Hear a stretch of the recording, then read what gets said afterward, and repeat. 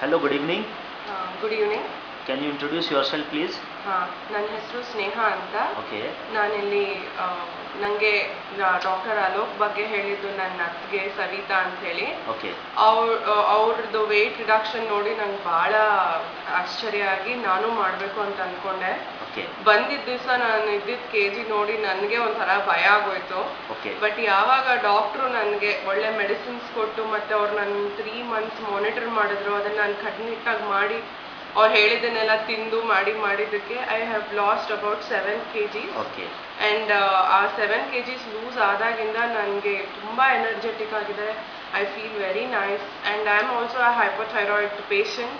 But ಆ ಹೈಪೋಥೈರಾಯ್ಡಿಸಮಿಂದ ಆಗ್ತಾ ಇದ್ದ ಡಿಪ್ರೆಷನ್ನು, ಲೇಜಿನೆಸ್ಸು, ಆಮೇಲೆ ವೀಕ್ನೆಸ್ ಅದೆಲ್ಲ ಹೊರಟೋಗಿ ಬಿಕಮ್ ಸೋ ನಾರ್ಮಲ್.